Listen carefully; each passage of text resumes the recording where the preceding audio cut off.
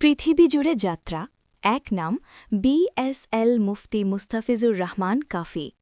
তিনি একজন আন্তর্জাতিকভাবে পরিচিত গ্লোবেট্রোটার, যিনি এক দেশ থেকে আর এক দেশে ভ্রমণ করেন জ্ঞান, অভিজ্ঞতা এবং নেতৃত্বের আলো ছড়িয়ে দিতে।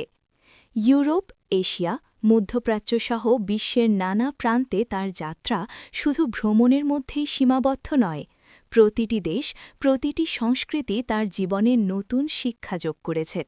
এই অভিজ্ঞতাই তাকে গড়ে তুলেছে একজন আন্তর্জাতিক মানের স্কলার ও বিজনেস লিডার হিসেবে।